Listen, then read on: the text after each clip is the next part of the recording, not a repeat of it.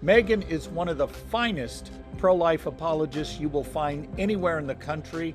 In fact, of all the people I've been privileged to mentor, she is at the top of the list without question.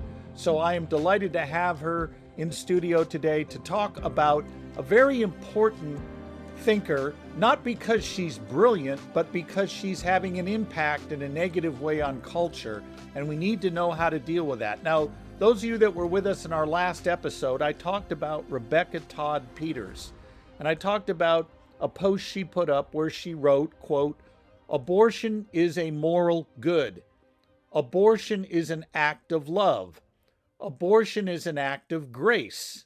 And finally, abortion is a blessing."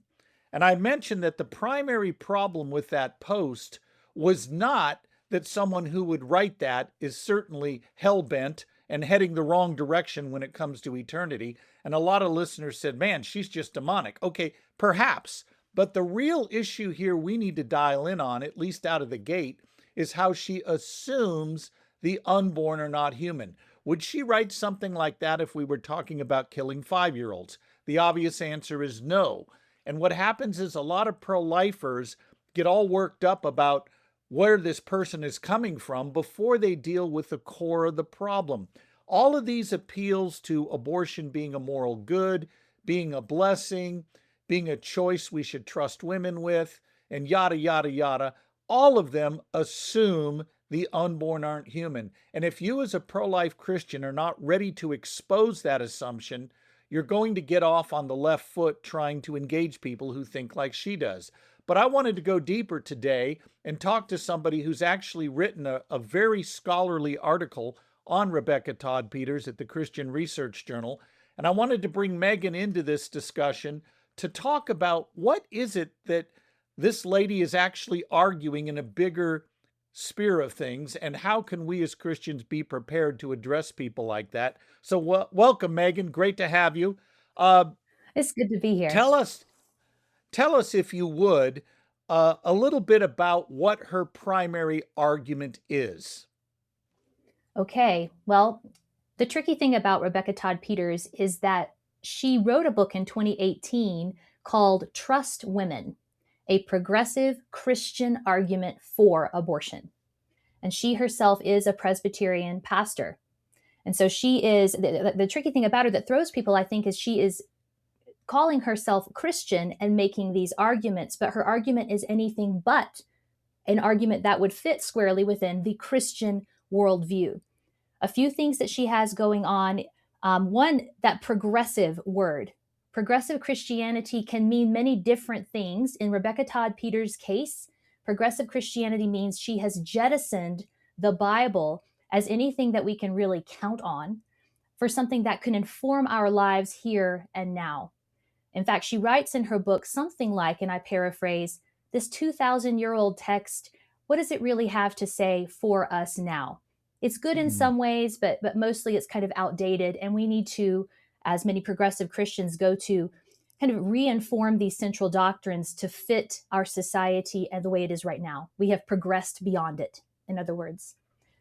To Yeah, do it's like that, other progressive pastors I had heard say, the Apostle Paul needs to be updated. This is right. a telltale sign of progressive Christianity. You're right. Go on. I Yeah. interrupted you. No, it's okay. There's a couple other features that we can unpack, Scott, because of that faulty foundation. The way that she tends to talk about abortion, number one, is not from the Christian worldview at all. Telltale words in her writing, things like that she is an intersectional feminist, things like oppressed and oppressor, that traditional Christianity is very patriarchal. She uses the word misogynistic often. And so she talks about the oppressed, particularly women in this case, who are oppressed because of this patriarchal view. And so morally, she would frame abortion as something that is up to the individual woman to decide for herself, depending on her circumstances, that she is the one who is best equipped to make that decision for herself. So moral relativism is her moral good that she's talking about when she says abortion is a moral good. Again, these things are not Christian. No, not at And they're all. dangerous. Mm-hmm. Yeah. Now, given she appeals to intersectionality and to oppressor, oppressed categories. That's a very woke worldview she's bringing to this discussion. Do you get from her writing that she's engaging in standpoint epistemology, meaning reducing moral and ethics to the standpoint of the oppressed victim rather than some objective standard? Yes, yes, that is exactly the way I would put that. You put it beautifully, though it's not a beautiful view, of course. So she does. She talks about the fact she tells her own stories, first of all. And so, I mean, to pause there, anytime we're doing a training, I just actually got done with a training with students at Summit Ministries in the Summit Gap Year program. And we were interacting with some ideas, not Peter's in this case, but two of the questions I asked for them. One was identify the problem with this view. And that's what they were able to do. Two, I said, now how would you address a conversation with her, with that individual, in order to expose the problem? In Rebecca Todd Peters' case, she tells her story, and her story is not an easy one to read. She walked through some difficult things. She had 2 abortions that she unpacks in her book. Both were painful experiences for her, and she talks about the difficulty therein. And so in that, again, we're looking for the ideas, what's going on.